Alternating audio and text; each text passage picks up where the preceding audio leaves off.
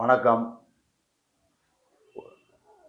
கடந்த ஒரு வாரத்திற்கு முன்பாக புதுக்கோட்டை மாவட்டம் கந்தர்வன்கோட்டை பகுதியில் உள்ள வளவம்பட்டி என்னும் கிராமத்தில் மூங்கில் ஆலய திருவிழா நடைபெற்றது.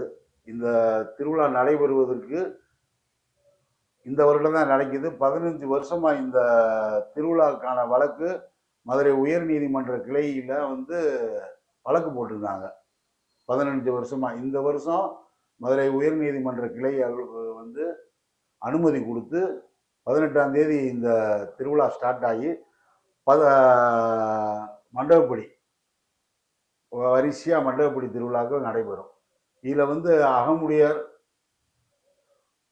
சமுதாயத்திற்கும் கள்ளர் சமுதாயத்திற்கும் மண்டபப்படிகள் எல்லாமே சிறப்பாக நடைபெற்று கொண்டிருக்கிறது. அதுல கடைசி நாள் திருவிழாவில்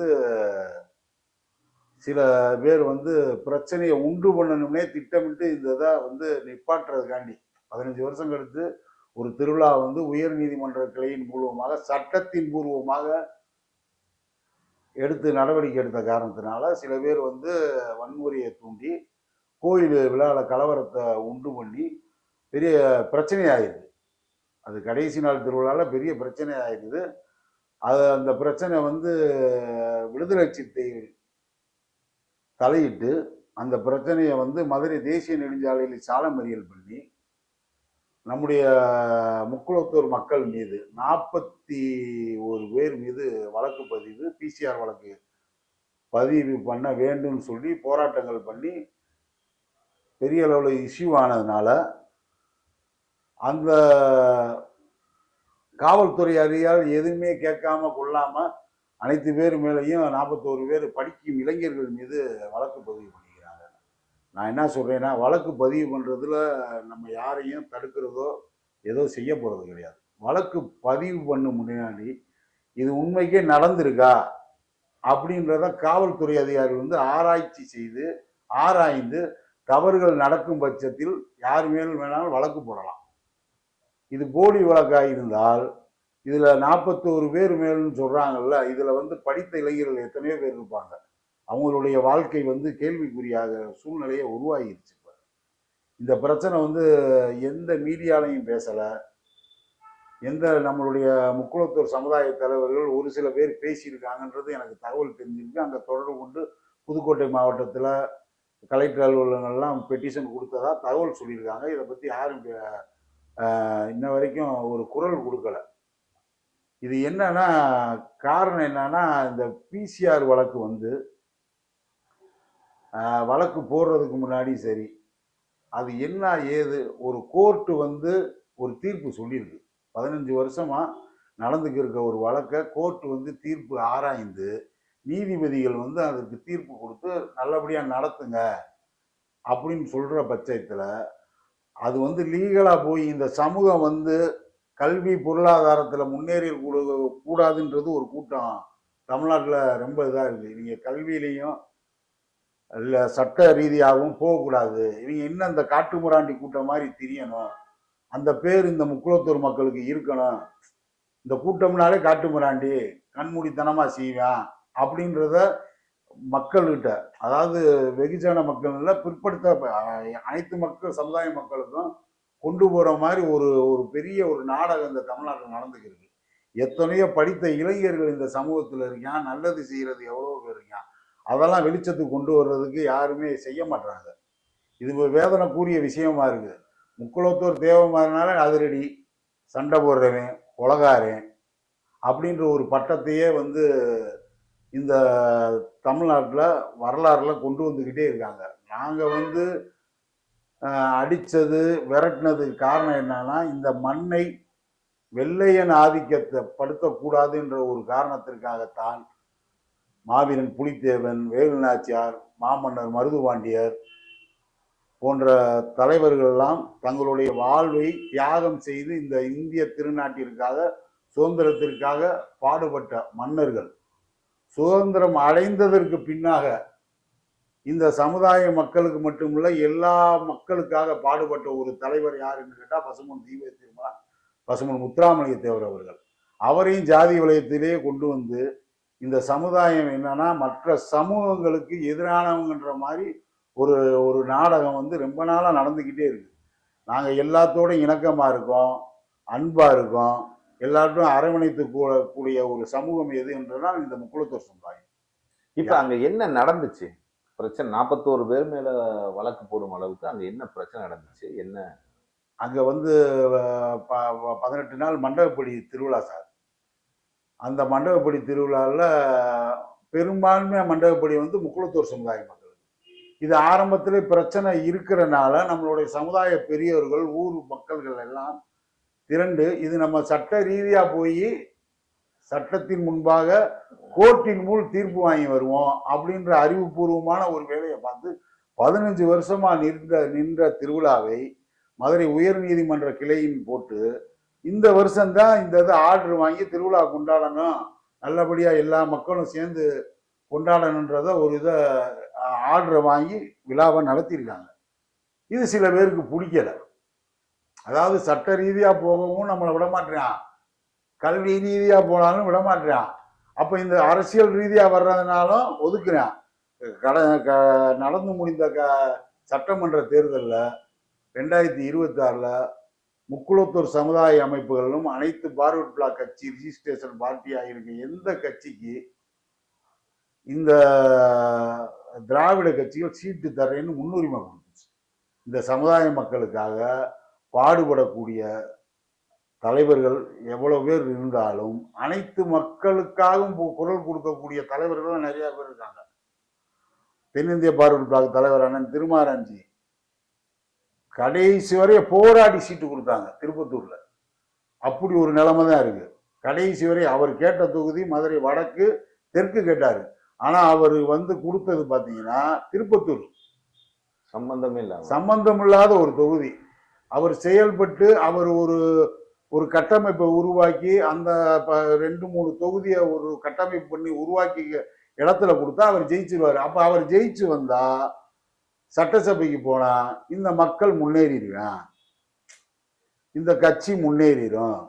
நேதாஜி தேவருடைய கொள்கைகள் வெளியில வந்துடும். இந்த அகில இந்திய பார்வர்ட் பிளாக் என்ற கட்சி மிகப்பெரிய வலிமையான கட்சியா வந்துடக்கூடாதுன்றத திராவிட கட்சிகள் இருக்கு. அதே மாதிரி அகில இந்திய பார்வர்ட் பிளாக் அண்ணன் கதிரவண்ணை கடைசி வரை உசிலம்பட்டியில கேட்டுக்கிட்டே இருக்காரு. அதையும் கடைசி வரைய தரல. அதே மாதிரி அகில இந்திய மூவிதர் முன்னேற்ற டாக்டர் ஐயா சேதுராமன் வட்டம் தோக்குற தொகுதி திருச்சூழியவே கொடுப்பாங்க. அதுல கடைசி வரையும் நின்று போராடுவாங்க, ஆனா தோத்து போயிடுவாங்க. அப்ப தோக்குற தொகுதியா கொடுக்கறது ஏன்? ஜெயிக்கிற தொகுதி நாங்க கேட்கிற தொகுதியை நீங்க கொடுத்தா தானே நாங்க ஜெயிக்க முடியும். இதே நிலை தான் மூவேந்தர் முன்னேற்ற கழகத்தில் ஐயா ஸ்ரீதர் பாண்டியன் சொந்த காசை போட்டு பணம் செலவு பண்ணக்கூடிய ஒரு மிகப்பெரிய ஒரு செல்வந்தர் குடும்பத்துல பிறந்தவர். அவர் கேட்கிற தொகுதியை கொடுக்குறாங்களா? கொடுக்கல. கடைசி வரைய திமுக கூட்டணியில இருந்தார். அவருக்கு கடைசி பட்சத்துல சீட்டு இல்லைன்னு அறிவிக்கிறப்ப அவர் எப்பயுமே ஒரு கோபருக்கு இடத்துல குணம் இருக்குன்னு வாங்கல. அந்த மாதிரி ஒரு குணாதிசயம் கொண்டவர் அண்ணன் ஸ்ரீதர் பாண்டியர் அவர்கள். அவர் கடைசி பட்சத்துல நம்மளை வந்து என்னப்பா இவ்வளவு தூரம் இருக்கும், கூட்டணியில இருக்கும், அப்ப நம்மளை கடைசி நேரத்துல இப்படி பண்ணிட்டாங்கன்னு கோவத்துல அவர் வெளியே வர்றாரு. இந்த மாதிரி நிகழ்வுகள் தான் இங்க நடக்குது. இவங்களோட ஒரே சிந்தனை எல்லாம் என்னன்னா, இந்த முக்குளத்தூர் சமுதாயம் சார்ந்த அரசியல் பண்ணக்கூடிய தலைவர்கள் யாரும் வளரக்கூடாது என்பதுல எல்லா கட்சியுமே சரியா இருக்கு, மிகச்சரியாக இருக்கின்றது. இன்னைக்கு பார்த்தீங்கன்னா 2026 தமிழக முதல்வர் சோஜப் விஜய் அவர்கள் நெருக்கி வந்து முக்குளத்தூர் மக்களுக்கு கொடுத்துருக்காரு. ஆனா அவருடைய விஜய் மக்கள் நற்பணி இயக்கத்துல ஆரம்ப கட்ட காலங்கள்ல இருந்து சொந்த கை காசுகளை போட்டு நற்பணியில இருந்து இலவச வேஷ்டி சேலையில இருந்து அன்னதானம் வழங்கிய தம்பி வடக்கு தொகுதி கல்லணைக்கு மினிஸ்டர் கொடுக்கல. அதே மாதிரி தங்கப்பாண்டி அவர் ஆரம்ப கட்டத்தில் இருந்து இருக்காரு, மாவட்ட செயலாளர் இருக்காரு, அவருக்கு சீட்டு மினிஸ்டர் சீட்டு கொடுக்கல. சிடி நிர்மல்குமார் என்பவர் 3 கட்சிகள் மாறி வந்தவர். பாஜகவில் இருந்தார், அப்புறம் அதிமுகவில் வந்தார், அப்புறம் கடைசி அங்கே வர்றாரு. அப்போ இந்த ஒரு அடிப்படை விஷயம் என்னன்னா, நாங்கள் உங்கள் மக்களுக்கு சீட்டுகள் நீங்கள் கொடுத்து அதில் எம்எல்ஏ ஆகி எங்களுக்கு எந்த பலனும் இல்லையே. இன்னைக்கு வன்னி அரசு விடுதலை சிறுத்தை 2 சீட்டு உங்களுக்கு ஆதரவு கொடுத்தனால வன்னி அரசுக்கு வந்து மினிஸ்டர் பதவி கொடுக்குறீங்க, சமூக நலத்துறை அமைச்சர் கொடுக்குறீங்கல்ல.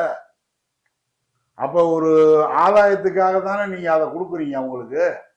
நீங்க உங்க 106 சீட்டு இருக்கு, நமக்கு வந்து பெரும்பான்மை கிடைக்கவில்லை, அப்ப நமக்கு ஆதரவு வேணும்னு திமுகல இருந்த Congress, Visika, communist, Indian Muslim league போன்ற கட்சிகள்கிட்ட தான் இந்த ஆட்சி நடக்குது.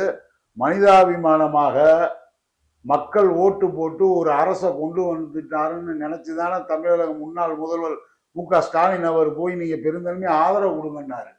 அவரையும் இவங்க விலைக்கு வாங்கிட்டாங்க. அப்ப இங்க என்ன, இது யாரோட அஜெண்டா, இவங்க எங்க இருந்து வர்றாங்க, இவங்களோட பின்புலம் என்ன? இப்ப கரப்பாம்பூச்சி ஜனதா கட்சின்னு ஒண்ணு, அது யாரு எங்க இருந்து வருது தெரியல. அது அமெரிக்கால இருந்து யாரையோ ஒருத்தரை பாக்குறாங்க வர்றாங்க. இதுக்கு முன்னாடி அமெரிக்காவுக்கு விஜய் போயிட்டு வர்றாரு. இப்படி இது பின்னாடி இருந்து ஒரு மிகப்பெரிய சக்தியா இந்தியாவை பங்களாதேஷ் போன்ற, பாகிஸ்தான் போன்ற, வங்காளதேசம் போன்ற நாடுகள் போல இங்கேயும் ஒரு சில மத கலவரங்களை உண்டு பண்ணி இந்திய தேசத்தை துண்டாக பிளவுபடுத்துறதுக்கு ஒரு பெரிய சதி திட்டம் நடைபெற்று கொண்டிருக்கிறது. இப்ப தாவேக அரசும் திராவிட கட்சிகளை போல முக்குளத்தூர் அரசியலை முக்குளத்தூரை வஞ்சிக்கிறது அப்படின்னு சொல்றீங்களா? ஆமா, உண்மைதானே சார். வஞ்சிக்க தானே செய்யுது. எங்க கண்ணெடுத்து எங்களை குத்துவாங்க. சிடி நிர்மல்குமார் யாரு, அவர் பிரமலகல்ல சம்பந்தத்தை சேர்ந்தவர், பிரமலகல்லர். அதே மாதிரி தங்கப்பாண்டியன் யாரு, பிரமலகல்லை சேர்ந்தவர். கல்லணை யாரு, அவரும் கல்லர் சமூகத்தை சேர்ந்தவர். அப்ப 2 பேருக்கு கொடுக்கல, ஒருத்தருக்கு கொடுக்குறேன். அப்ப இது என்னன்னா பாசிட்டிவ் பாலிடிக்ஸ். உங்க கண்ணெடுத்து உங்க கொண்டு கண்ணை குத்துறீங்க. இது கலைஞர் செய்வாரு. ஒரு பார்வர்ட் பிளாக்கா 10 பார்வர்ட் பிளாக் ஆகுவாரு. அதே சிஸ்டம் தான் இது. இவர் வந்து அரசியல்லாம் தெரியாமலாம் இல்லை. தமிழக முதல்வர் சோஜப் விஜய்க்கு வந்து அரசியல் தெரியல, அவர் வந்து தற்கூரி, அணில் குஞ்சுகள் விவரம் தெரியாதவங்க பேசிக்கிட்டே இருக்க வேண்டியதான். அவர் மிகப்பெரிய அரசியல் பண்றாரு, மிகப்பெரிய அரசியல் பண்றாரு. அரசியல் பண்ணனாலதான் அவர் 107 சீட்டு ஜெயிக்க முடிஞ்சிச்சு. அது தெரியாத இருந்ததுதான் திமுகவும் அதிமுகவும். திமுகவும் அதிமுகவும் மாறி மாறி அவங்க நினைச்ச கருத்து கணிப்பு, டிபேட்ல உட்கார்ந்த கருத்து கணிப்பாளர்லாம் கருத்து கணிப்புலாம் தவிடுபொடி ஆயிடுச்சு. மக்கள் வந்து ஒரு மனமாற்றம், 65 வருஷமா இருக்கும், ஏதாவது ஒரு மாற்றம் வேண்டும்னு விஜய்க்கு வந்து மக்கள் வாக்களிச்சிருக்காங்க. அந்த வாக்களித்த மக்களுடைய அவங்க என்னென்ன நோக்கத்துக்காக மாற்றத்துக்காண்டி வாக்களித்தாங்கன்னு மனதில் வச்சு தமிழக முதல்வர் மக்களுடைய பிரச்சனைகளை கவனம் செலுத்தி அவர்களுடைய நிறைகுறைகள் எதுனாலும் செய்து கொடுக்கணும். இந்த காணொலி வாயிலாக தமிழக முதல்வர்கிட்ட இந்த வேண்டுகோளை மருது தேசிய கழகத்தின் சார்பாக நான் வைக்கிறீங்க. இப்ப தாவேகா பொறுப்பேற்று கிட்டத்தட்ட 3 மாதங்கள் ஆகிவிட்டது. அவருடைய தேர்தல் அறிக்கைகள் முழுமையாக எதுவுமே இன்னும் செயல்படுத்தப்படலை, அதாவது அமலுப்படுத்தப்படலை, அதெல்லாம் நிறைவேற்றப்படலை.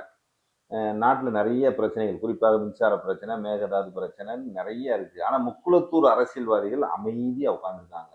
எல்லாமே முடிந்து விட்டது, இனிமேல் எங்களால் அரசியல் செய்யவே முடியாது, எல்லாம் மாறிவிட்டது அப்படின்ற மாதிரியான ஒரு தோற்றத்தோடு இருக்காங்களே. இதை பத்தி என்ன நினைக்கிறீங்க சார்? முக்குளத்தூர் சமுதாய அரசியல் தலைவர்கள் பிற சமுதாய மக்களுக்கும் குரல் கொடுக்கணும் சார். நீட் தேர்வில் அனிதான்ற ஒரு பொண்ணு இறந்துச்சு, அதுக்கு எல்லாரும் போய் ஆதரவு கொடுத்தாங்க. இந்த முக்குளத்தூர் சமுதாய அரசியல் கட்சி பண்ணுகின்ற தலைவர்கள் யார் அங்கே போல. இந்த மாதிரி ஒரு சில இதுகளை தவிர்க்கணும். இங்கே இருக்க திராவிடர் கழகம், முற்போக்கு சிந்தனை, பெரியார் புரட்சி அப்படிலாம் சொல்றாங்கல்ல, எத்தனை சதவீத ஓட்டு திராவிடர் கழகத்திற்கு இருக்கிறது? ஓட்டு வங்கியே கிடையாது. ஆனா அவங்க ஏன்னா அனைத்து மக்களையும் அரவணைச்சு ஒரு ஒரு நெகட்டிவ் அரசியல், கடவுள் மறுப்பு இல்லை அப்படி சொன்னா ஒரு 10 பேர் வைவேன், 100 பேர் எதிர்ப்பேன், 10 பேர் ஆதரவு கொடுப்பேன், இந்த நெகட்டிவ் பாசிட்டிவ் தான். அது மாதிரி முக்குளத்தூர் சமுதாய அரசியல்லாம் முடியலை சார், இனிமேல் தான் ஆரம்பிக்க போகுது. எப்போ வந்து நம்ம பிற சமுதாய மக்களுக்கு நம்ம குரல் கொடுக்குன்ற ஒரு நோக்கம் நம்ம தலைவர்களுக்கு, சமுதாய தலைவர்களுக்கு வரணும். அந்த இது மாதிரி ஒரு சில தலைவர்கள்லாம் எல்லா சமுதாய விழாக்கள்லாம் போகிறாங்க. அதாவது வீரன் சுந்தரலிங்க விழாவாக இருக்கட்டும், கட்டபொம்மன் விழாவாக இருக்கட்டும், வீரன் முத்துவிழா இருக்கட்டும், பெரும்பிடுகு முத்தரையர் விழாவாக இருக்கட்டும், அந்த விழாக்கள்லாம் நம்ம சமுதாய தலைவர்கள் கலந்து கொள்கிறார்கள். அப்படி இருந்து இங்கே அரசியல் இதாகிறது காரணமா இந்த சமுதாய மக்களுக்கு இன்னும் விழிப்புணர்வு இல்லை. வன்னியர் சங்கம் பாட்டாளி மக்கள் கட்சி ஆகி மிகப்பெரிய ஒரு ஒரு அங்கீகாரம் பெற்றிருக்க காரணம் அந்த சமுதாயத்துடைய விழிப்புணர்வு. அது 18 ஜாதிகள் உள்ளடக்கியது தான் வன்னியர்.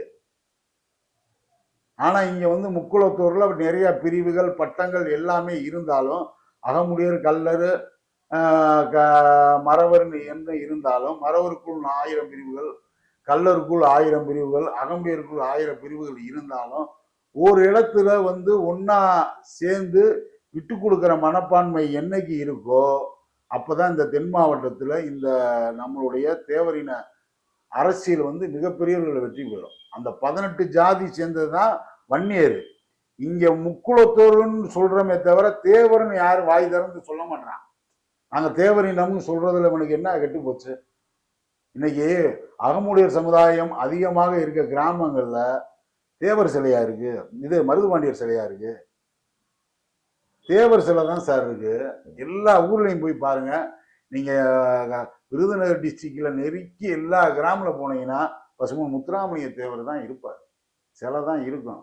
ஏன்னா மருதுபாண்டியர்கள் இந்திய சுதந்திரத்துக்காண்டி போராடிய மன்னர்கள். இந்திய அரசியல் சுதந்திரம் அடைந்த பின்னால் மக்களுக்காக பாடுபட்ட ஒரு தலைவர் யாருன்னா பசுமன் முத்துராமலிங்க தேவர். மன்னரையும் மன்னருக்கும் முத்துராமலிங்க தேவருக்கும் நீங்க கனெக்ஷனை கொண்டு வரக்கூடாது. மருதுபாண்டியருக்கும் தேவர் அப்படின்னு கொண்டு கூடாது. அவர்கள் மன்னர்களாக இருந்து ஆட்சி செய்தவர்கள்.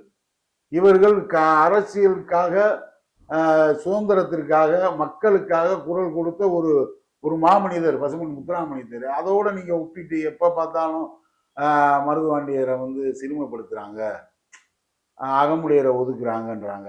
ஆக இந்த ஒரு பக்கம் இன்னொரு பக்கம் போய் பார்த்தா நாங்க மருதுபாண்டியரை போடுறோம், அகமுடையர் எங்களை புறக்கணிக்கிறேன் அப்படின்னு மறவர் சொல்றாங்க. ஒரு பக்கம் இன்னொரு பக்கம் நீங்க எங்கிட்டு தேனி திண்டுக்கல் உசிலம்பட்டி இந்த பக்கம் போய் பார்த்தீங்கன்னா மூக்கியா தேவரை போட மாட்டாங்க, தேவரை மூக்கியா தேவரை போட மாட்டாங்க, எங்களை புறக்கணிக்கிறாங்க அப்படின்ற ஒரு குறைபாடு இல்லாத மனிதனே கிடையாது. எல்லா இடத்துலையும் சில சிக்கல்கள் இருக்கும். அதை வந்து சரி பண்ணி நம்மளுக்குள் கருத்து வேறுபாடுகள் 1000 இருந்தாலும் நம்ம ஒற்றுமையா பயணிச்சாதான் எதிர்கால அரசியல ஜெயிக்க முடியும். இப்ப நீங்க வந்து தலைவர்கள் இருக்காரு, அவர் ஒரு கார்ல வர்றாரு. சரி, அவர் காருக்கு டீசல் போட்டு இங்க இருந்து திருநெல்வேலி கூப்பிடுறீங்க, தேனி கூப்பிடுறீங்க, ராமநாதபுரம் கூப்பிடுறீங்க, சிவகங்கை கூப்பிடுறீங்க, எல்லா இடத்துக்கும் டிராவல் பண்றாங்க. அவங்களுக்கு பைனான்ஸ் ரீதியான பொருளாதாரம் எங்கேருந்து வருது, அவங்க என்ன பண்ணுறாங்க, அவங்க எப்படி உழைக்கிறாங்க, பல வழக்குகள் வாங்கியிருக்காங்க, அவங்க வாய்தாக்கு போகணும். இதெல்லாம் வந்து இந்த சமுதாய மக்கள்கள் வந்து யாருமே உணர்றதே கிடையாது சார், உணர்றதே கிடையாது. உங்களுக்காண்டி குரல் கொடுக்கறதுக்கு 5 வருஷத்துக்கு ஒரு தடவை தான் அரசியல்வாதி உங்கள் வீட்டுக்கு வருவீங்க. ஆனால் உங்கள் வீட்டில் சாக்கடை அடைச்சா முதற்கொண்டு உங்களில் ஸ்டேஷன் பிரச்சனையில இருந்து உங்களுக்கு ரேஷன் கார்டு பிரச்சனையில இருந்து எல்லாத்துக்கும் இந்த தேவரின தலைவர்கள் தான் வந்து குரல் கொடுக்குறாங்க, பாடுபடுறாங்க. அரசியல்வாதி வர்றது கிடையாது. அப்ப நீங்க யாருக்கு வாக்களிக்கணும்னா உங்களை நம்பி உங்களுக்காக இந்த மக்களுக்காக ரோட்ல களத்துல வழக்குகள் வாங்கி இந்த தேவரின தலைவர்களுக்கு வாக்களிக்கணும். அதை வாக்களிக்க மறக்கிறீங்க. இதுதான் நீங்க செய்யற மிகப்பெரிய தவறு. இன்னைக்கு அனைத்து கட்சியும் தமிழ்நாட்டுல 2 ஜாதி தான் சார் இருக்கு. ஒன்று விடுதலை சிறுத்தைகள் கட்சியை சார்ந்த பறையர் சமூகம், இன்னொன்று பாட்டாளி மக்கள் கட்சி வன்னியர் சமூகம். 2 கட்சியை தான் திமுகவும் அதிமுகவும் கூப்பிடுது. ஏன் தேவரின சமுதாய மக்கள் வந்து தென் மாவட்டத்தில் நாங்கள் தான் பெரிய அங்கீகாரம் அடையாளம் சொல்றோம், ஏன் கூப்பிட மாட்டாங்க? காரணம் என்ன? ஓட்டு வங்கியா இவங்களுக்கு கிடையாது, ஓட்டு வங்கியா இவங்க இல்லை. இவங்க சொன்னா ஒரு 100 பேர் ஓட்டு போடுவேன். அப்போ இவங்க வந்து அந்த அளவுக்கு அரசியல் அதிகாரத்தை மையப்படுத்தல, அரசியல் அதிகாரத்தை தன் வசப்படுத்த முடியலைன்றதெல்லாம் கிடையாது. அவங்களுக்கு கூறிய அந்த அங்கீகாரம் கொடுக்கப்படலை. 2011 வந்து அன்னைக்கு கதிரவனே உசிலம்பட்டி சட்டமன்ற தொகுதியில இருக்காரு, எம்எல்ஏ இருக்காரு. அவர் திட்டக்குழு உறுப்பினராக தான் போட்டிருந்தாங்க, சட்டமன்ற உறுப்பினர். ஏன் அவருக்கு ஒரு மினிஸ்டர் பதவியை கொடுத்துருக்க வேண்டியானா? அங்க என்ன இடிக்குதுன்னா, அங்க ஒரு பிரச்சனை இடிக்குது. என்னன்னா, அவன் அம்மா ஜெயலலிதாட்ட ஒரே ஒரு தேவை மாதிரி தான் இருக்கணும். அது யாரு? சசிகலா. அது நான் தான் இருப்பேன், நீங்க யாரும் வரக்கூடாது. கார்த்தி வந்து ஒரு ஒரு அரசியல் இயக்கம் வச்சிருந்தாரு, சரணாலயம் என்ற அமைப்பை மாற்றி. அவர் ஜெயலலிதா அம்மா கூப்பிட்டு 3 சீட்டு 4 சீட்டு 5 சீட்டு கூட தர்றேன்னுச்சு. அதை கெடுத்தது யாருன்றீங்க? இந்த சசிகலா அம்மையார். அப்போ அந்த 5 சீட்டு அன்னைக்கு சூழ்நிலையில் கொடுத்துருந்தா நடிகர் கார்த்தி உடைய கட்சி வந்து மிகப்பெரிய அளவில் 5 சீட்டோட சட்டமன்றத்துக்கு போயிருக்கோம். அப்போ கட்சியை வளர்த்துருக்கலாம், இந்த மக்களுக்காக போராடி இருக்கலாம். ஒரு சட்டமன்ற உறுப்பினராக இருந்துக்கிட்டு இன்னும் எக்ஸ்எம்எல்ஏன்னு போட்டு எவ்வளவு பெரிய விஷயங்கள் தன் மக்களுக்காக குரல் கொடுத்துருக்காங்க. ஐயா டாக்டர் கிருஷ்ணசாமி ஒரு தடவை தான் எம்எல்ஏ, இன்ன வரைக்கும் எக்ஸ்எம்எல்ஏன்னு சொல்லி போராடுறாரு. சீட்டு கேட்கலன்னு தன்மானத்தை விட்டு வெளியே வர்றாரு சார். தனித்து நிக்கிறாரு, அந்த மக்களை நம்பி நிக்கிறாரு. அந்த மக்களும் வாக்களிக்கிறாங்க. இந்த சமூக மக்கள் வாக்களிக்க மாட்டாங்க. இவங்களுக்கு வந்து தெரிஞ்சது 2 நாள் தான், 27 30. அன்னைக்கு மட்டும் வந்து ரோட்ல படத்தை வைக்கிறது, ஒரு மாலையை போடுறது, அந்த ரோட்ல உள்ள கடைகள்ல வசூல் பண்றது. அது இவனுக்கு வந்து எப்படின்னா, இவன் போய் ஒரு கடையில டீ கேட்பேன், தரமாட்டேன், காசு கொடுங்க தம்பின்னுவேன். அந்த கடைக்கிட்ட தான் போய் வண்டியில ரவுண்ட் அடிப்பாங்க. புரோட்டா தராத கடையில தான் போய் வெடியை போடுவாங்க. இந்த மாதிரி சாபக்கேடு இந்த சமூகத்தில் இருக்கு சார். இந்த நிலையெல்லாம் மாறணும். அவங்கெல்லாம் நமக்கு விட்டு சென்ற தியாகங்களோட இதே தெரியாம இங்க இருக்க இளைஞர்கள் 2 வீலர்ல போய் ரேஸ் பண்றது தான் தேவர் சொல்லி கொடுத்தாரு. ரேசிங் பண்றது, 3 பேர் போறது, ஒரு தெருவையே ஆரன் அடிச்சு கத்துறது. இந்த மாதிரியான நிலைகள் இப்ப மாறும்னு நம்புறேன். ஒரு முக்கியமான இறுதி கேள்வியா வச்சுக்குவோம். தாவேக அரசாங்கத்துக்கு வந்து, அதாவது தாவேக வெற்றியானதற்கு பிறகு சாதி அரசியலும் மத அரசியல் எல்லாம் முடிஞ்சிருச்சுன்ற மாதிரியான ஒரு தோற்றத்தை கற்பிக்கிறாங்களே, இது உண்மையா சார்? அது மிகப்பெரிய அப்பட்டமான பொய் சார்.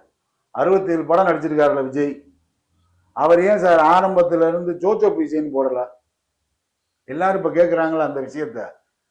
67 படம் நடிச்சிருக்காரு, முதல் படத்திலேயே ஏன் ஜோசப் இசைன்னு போடல? இப்ப ஏன் ஜோசப் இசைன்னு போடுறாரு?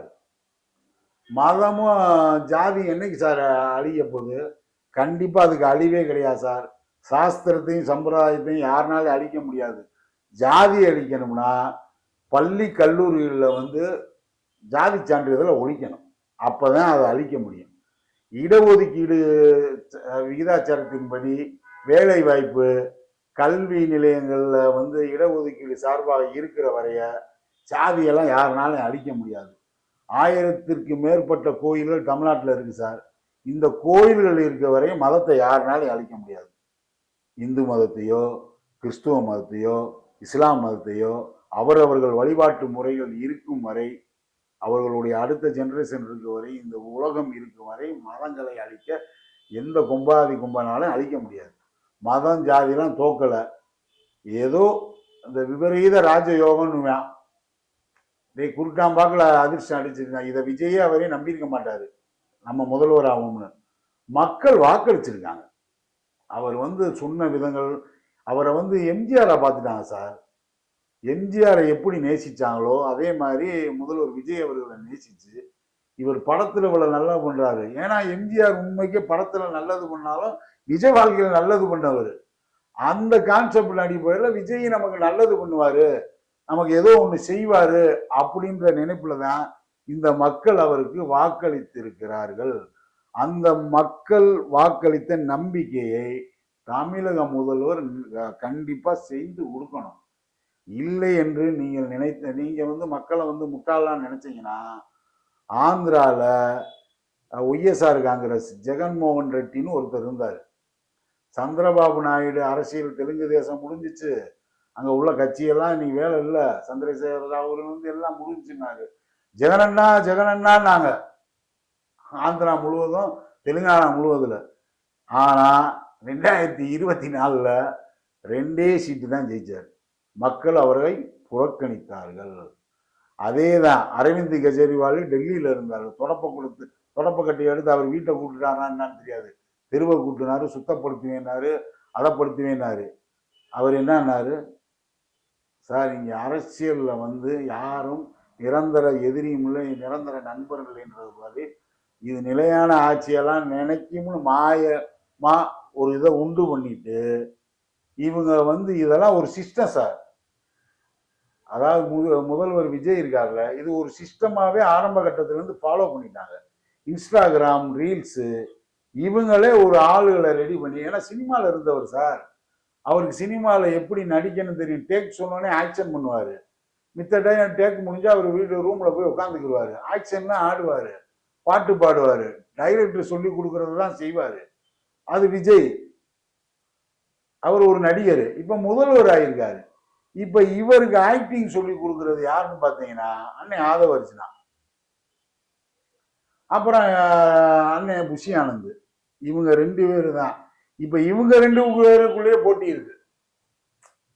நீ கொடுக்குற ஆளுக்கு மினிஸ்டர், நான் கொடுக்குற ஆளுக்கு மினிஸ்டர் இல்லை அப்படின்றது இவங்களுக்கு. இதெல்லாம் வந்து முதல்வர் கவனத்துக்கு முதல்வர் வந்து தன்னுடைய மேஜைக்கு வருகின்ற ஃபைல்களை ஐஏஎஸ் ஐபிஎஸ் அதிகாரி சொல்வதை கடைபிடிக்கணும் சார்.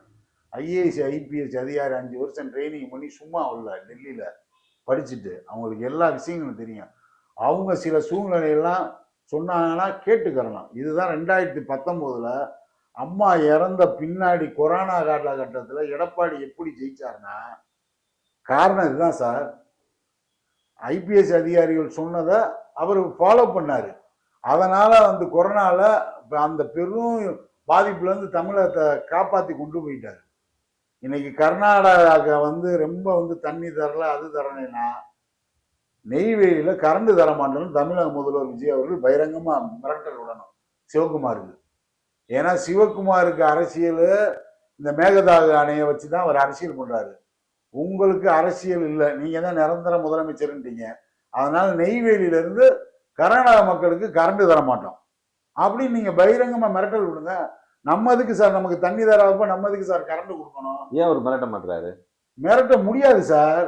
அவரே ஒரு சூழ்நிலைக்குள்ள அகப்பட்ட ஒரு கிளி மாதிரி தான் இருக்காரு கூண்டுக்குள்ள. அவரை வந்து பாஜக என்ற ஒரு பி டீம் இயக்குதுன்னு எல்லாரும் சொல்றாங்க. அதுதான் நிஜம் சார். அந்த அஜெண்டா படிதான் அவர் செஞ்சுக்கிருக்காரு. பிஜேபியோடைய அஜெண்டா தான் தாவேகா, அதுல எந்த மாற்று கருத்துமே கிடையாது. அங்க என்ன அசைன்மெண்ட் ஆகுதோ இங்க செய்வாரு. ஏன்னா 2026 மேக்கு முன்னாடி வரையும் ஒன்றிய அரசுன்னாங்க. இப்பயே மத்திய அரசுன்னு மாறிச்சு. மத்திய அரசுன்னு எப்படி சார் மாறிச்சு?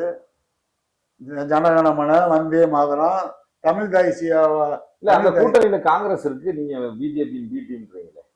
காங்கிரஸ் அந்த விஜய் கூட காங்கிரஸ் இருக்காங்கல்ல கூட்டணியில, அப்புறம் பிஜேபி டீம் சொல்றீங்க. காங்கிரஸ் நம்ம இந்தியா முழுவதும் எங்க சார் இருக்கு? இல்ல தாவேகாவுடைய அரசுல வந்து பங்கெடுத்திருக்கிறது காங்கிரஸ் இருக்கு, விசிகா இருக்காங்க. நீங்க அவங்கள பிஜேபியோட பி டீம்ன்றீங்களே, அவங்களுக்கு தெரியாதா? ஆமா சார். இப்ப ஒரே ஒரு சின்ன விஷயம். இப்ப தமிழ்நாட்டில் வந்து பாரதிய ஜனதா கட்சி, அதிமுக, பாமக எல்லா கட்சியும் கூட்டணி.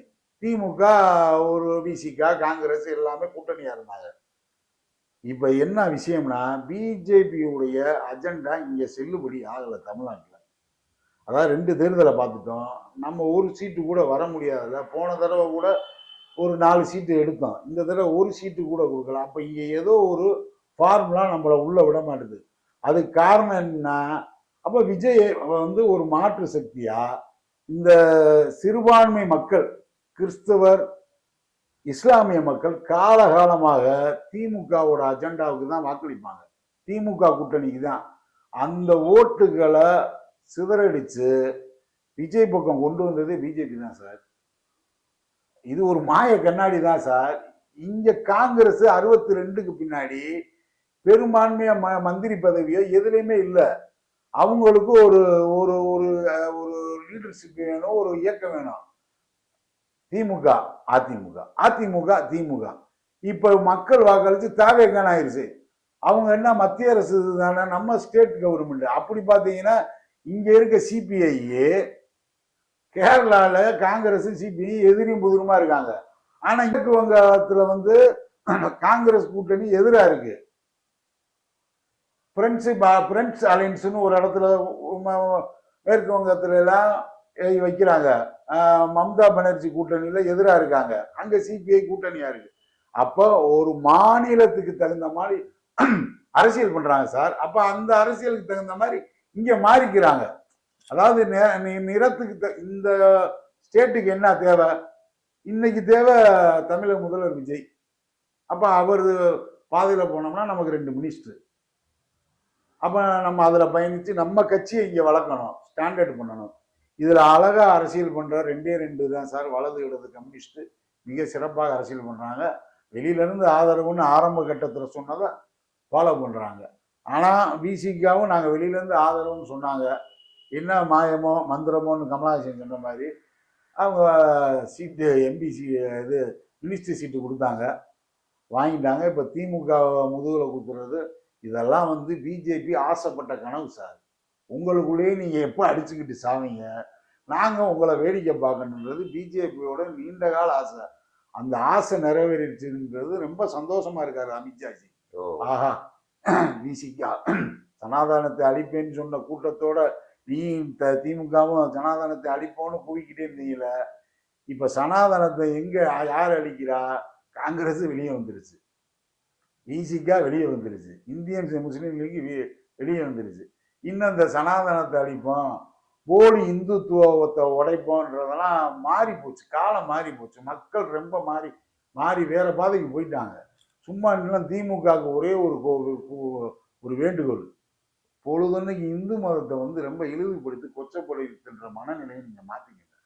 இன்னைக்கு உங்களுக்கு வச்ச ஆப்பு யாரு வச்சாங்க? இஸ்லாமியரும் கிறிஸ்துவனும் தான் உங்களுக்கு ஆப்பு வச்சாங்க. 2 பேரும் தான் ஓட்டு போட்டிருக்காங்க.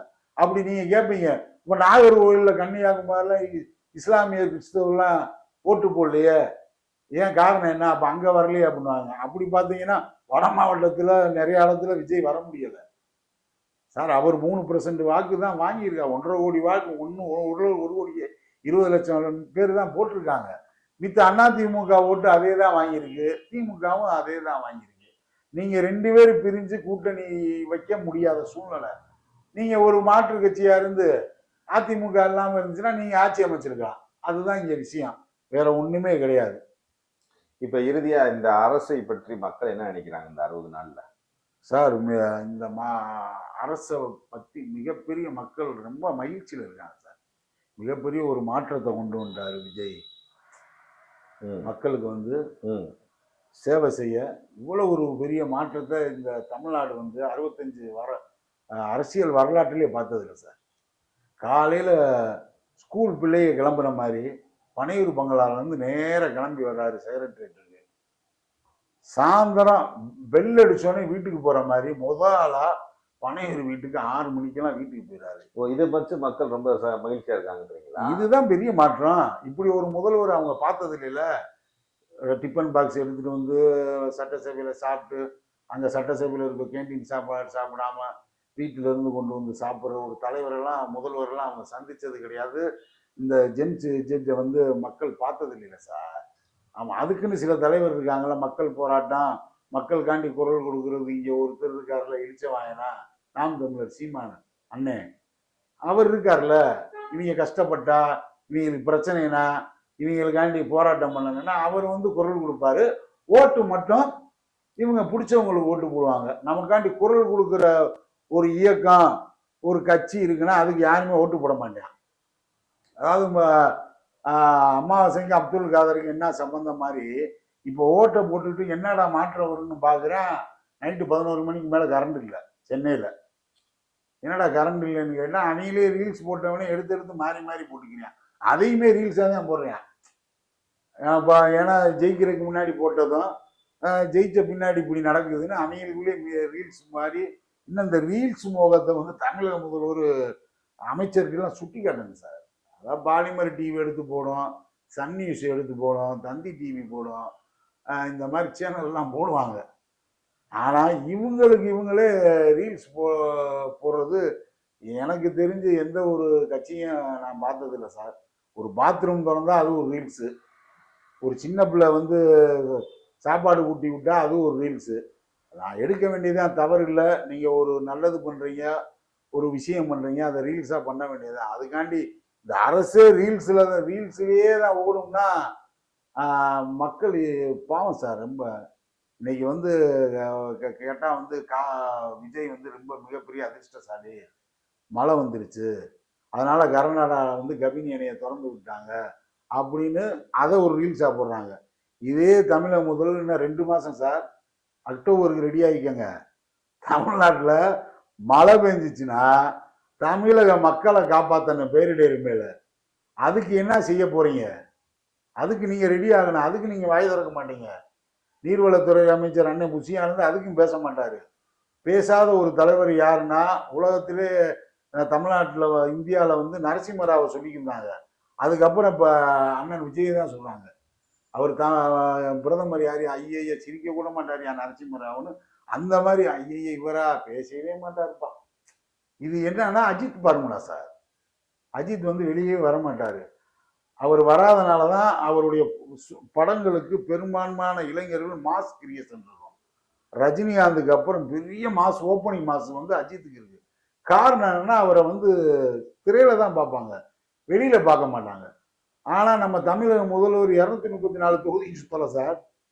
ஒரு 5 டிஸ்ட்ரிக்ட் தான் போனாரு, 234 தொகுதியும் போனார். அதுதான் அவருடைய சக்தி. என்னன்னு சொல்றாங்களே, அந்த அவர் ஈர்ப்பு, மக்கள் ஈர்ப்பு, அதெல்லாம் கிடையாது. இதெல்லாம் வந்து ஒரு பெரிய மாஸ்டர் பிளான். மக்கள் இப்போ இந்த தெருவில் உள்ள ஒரு தெரு வர்றாருன்னா இந்த பகுதிக்கு 10 தடவை வந்துட்டு போனாருன்னா அவருக்கு மரியாதை இருக்கா சார்?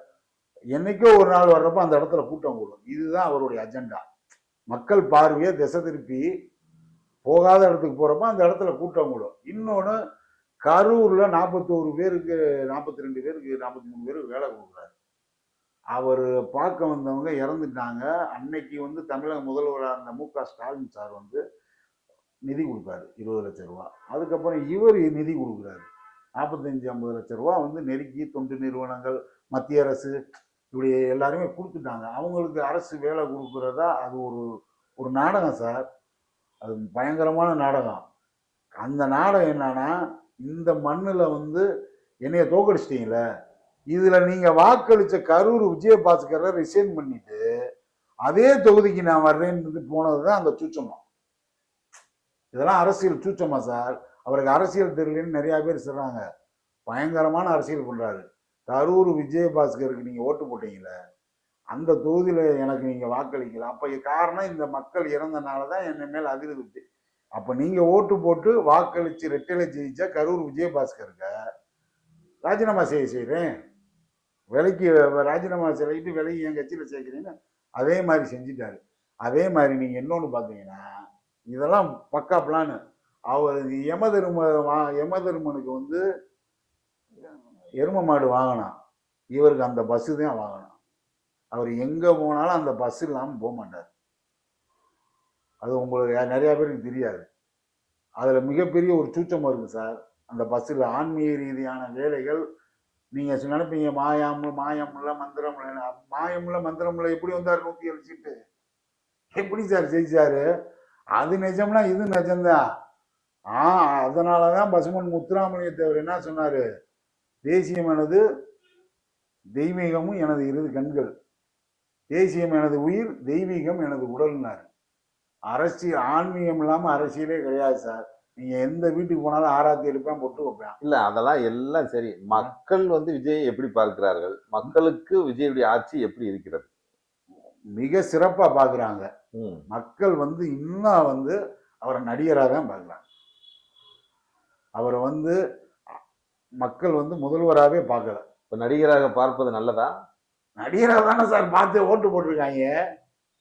நடிகராக தானே பார்த்து ஓட்டு போட்டு ஏமாந்துட்டான். நடிகரை பார்த்து தான் ஏமாந்துருக்கான் மக்கள். அவர் ஏதோ ஒன்று பண்ணுவாருன்னு. புதிய சார் இதே இது 2028 இந்த நிலம் நீடிக்கும். அதனால தான் அவங்க இங்கே இருக்கவங்க ஃபுல்லாக கிளம்பி போயான். எதுக்கு சார் பனையூர்ல சனிக்கிழமை மட்டும் ஆபீஸ் திறக்கணும்? ஒரு தலைமை அலுவலகம், கட்சி அலுவலகம், அண்ணா அறிவாலயத்துக்கு நீங்க எப்போ போனாலும் திறந்துருக்கும். இல்ல, ஒரு கட்சியில இருந்து இன்னொரு கட்சிக்கு போனால் மட்டும் அந்த கட்சி மிகப்பெரிய மக்கள் செல்வாக்கு ஆகும்னு நினைக்க கூடாது. மக்கள் பணி செய்தால்தான் அந்த அரசு நீடிக்கும். மக்கள் பணி செய்வதிலே தாவேக்கா அரசு எப்படி இருக்கிறது?